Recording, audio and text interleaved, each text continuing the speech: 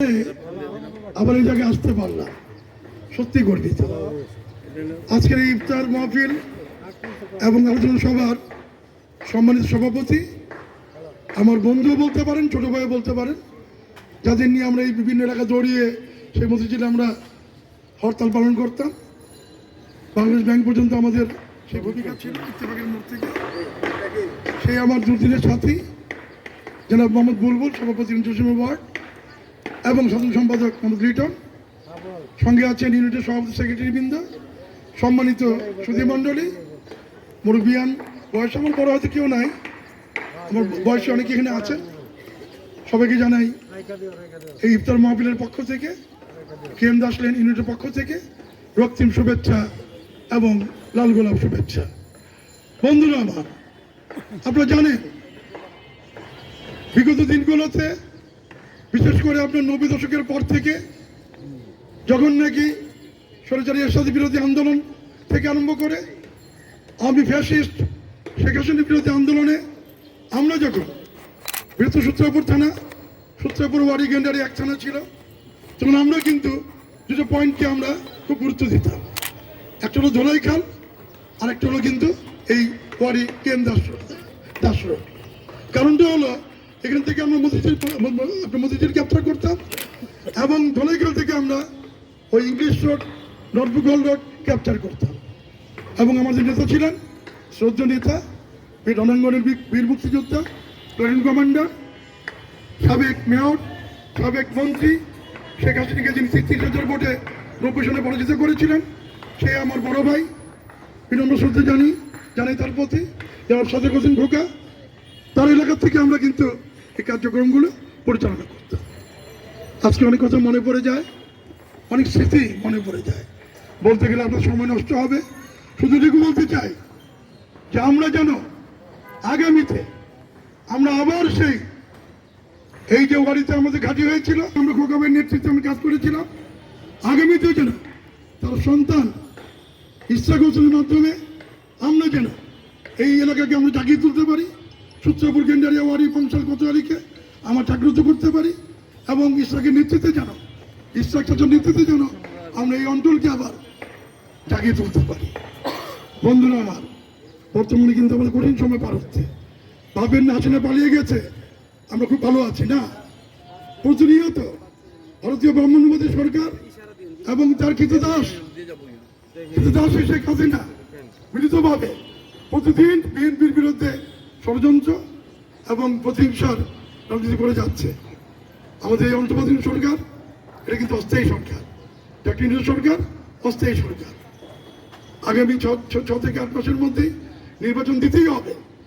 নির্বাচন না দিলে কিন্তু এই দেশকে রক্ষা করা যাবে না। 16 বছর লড়াই করেছি আমরা নির্বাচনের জন্য, ভাতের অধিকারের জন্য, ভোটের অধিকারের জন্য। সেই অধিকার আমরা ফিরে পেতে চাই। আপনি জানেন, বর্তমান ভারপ্রাপ্ত চেয়ারম্যান তারেক রহমান সাহেব, উনি 31 দফা কর্মশালা দিয়েছেন সে রাষ্ট্র মেরামতের জন্য। রাষ্ট্র মেরামতের কি প্রয়োজন ছিল? রাষ্ট্র মেরামতের খুব প্রয়োজন ছিল না? ছিল। কেন ছিল? গত 16 বছর ফ্যাসিস্ট হাসিনা, ডাইনি কাল ডাকিনি পিছাসিনী হাসিনা যেভাবে আমাদের রাষ্ট্র কাঠামোকে ধ্বংস করে দিয়েছিল, আইনের শাসন, সামাজিক ব্যবস্থা, সরকারি ব্যবস্থা, সরকারি শাসন ধ্বংস করে দিয়েছিল। সেই রাষ্ট্র কাঠামো মেরামতের জন্য আমাদের প্রিয় নেতা, আগামী দিনের শহীদ জিয়ার সুযোগ্য উত্তরসূরি জনাব তারেক রহমান সাহেব, আমি তার যে কয়েকটা এখানে 31 দফা আছে, আমি আপনাদের বিরক্তি করবো না, শুধু 3-4টা মেইন পয়েন্টগুলি বলবো। জনগণের গণতান্ত্রিক অধিকার পুনঃপ্রতিষ্ঠার লক্ষ্যে সংবিধান সংস্কার কমিশন গঠন।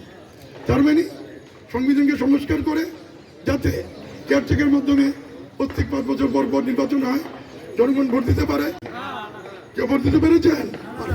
সেই অধিকার আমাদের প্রয়োগ করতে হবে। সেই অধিকারের জন্যই তারেক রহমান নিজের স্বেচ্ছায় স্বপ্রণীত হয়ে তিনি একটি দফা কর্মসূচি দিয়েছেন। এখানে আরেকটি ইম্পর্টেন্ট দফা আছে, অবাধ সুষ্ঠু নিরপেক্ষ নির্বাচন অনুষ্ঠানের লক্ষ্যে নির্বাচনকালীন দল নিরপেক্ষ তত্ত্বাবধায়ক সরকার ব্যবস্থা পুনঃপ্রবর্তন।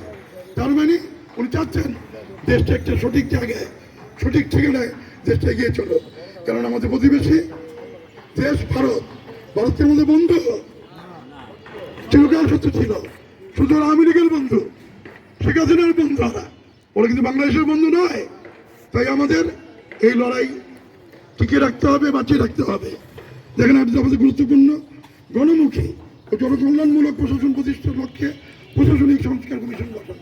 প্রশাসন তো শেষ, জজ বলেন, বিচারপতি বলেন, সচিব বলেন, যুগ্ম সচিব বলেন, সব কি হয়ে গেছে? চোর হয়ে গেছে। চোর কি হয়ে গেছে ভাই? চোর হয়ে গেছে। এদেরকে ফিরিয়ে আনতে হবে, ভালো পথে আনতে হবে। পুলিশ বলেন, র্যাব বলেন, টিভি বলেন, এসবি বলেন, সব চোর হয়ে গেছে। আস্তে আস্তে ওদেরকে আমরা ফিরিয়ে আনবো, ফিরিয়ে আনতে হবে এদেরকে রক্ষা করার জন্য। মুদ্রাস্ফীতি ও দ্রব্যমূল্য রাজবৃদ্ধির আলোকে শ্রমজীবী মানুষের ন্যায্য মজুরি নিশ্চিত করা, গরিব মানুষের ন্যায্য মজুরি নিশ্চিত করা, গরিব যেন না ঠকে, যেন আমরা সমতার মাধ্যমে যেন আমরা কাজ করতে পারি। এখানে আমার শেষ একটি পয়েন্ট আছে, কর্মসংস্থানকে অগ্রাধিকার দিয়ে আধুনিক ও যুগোপযোগী উন্নয়ন নীতিমালা প্রণয়ন ও বেকার ভাতা প্রবর্তন। যারা বেকার থাকবে তাদের যদি বিএনপি সরকার গঠন করতে পারে, যদি আপনারা ভোট দেন, বিএনপি সরকার প্রতিষ্ঠা হয়, বেকার যারা থাকবে এদের বেকার ভাতা দেওয়া হবে। এটা কি ভালো না খারাপ? ওই তালি মানেন না ভাই, তালি মানেন ভাই, আমার কথা না ভাই, এটা তালিকা মানে কথা। তাই বন্ধুরা আমার, সবশেষে বলতে চাই, এই দেশটাকে রক্ষা করতে হবে। বর্তমানে একটা দল আছে বাংলাদেশে, দেখতে খুব সুন্দর, নির্বাচন ভালো, আমার মতো দাঁড়িয়ে আছে, টুপি আছে, খুব ভালো। ওরা কিন্তু ৭১ কিন্তু মুক্তিযুদ্ধের বিরুদ্ধে তারা কাজ করেছে। মাঝখানে আপনি অনেকে জানেন না, আমরা কিছু বলি নাই, ইদানিং তারা আবার সতেনি আরম্ভ করেছে।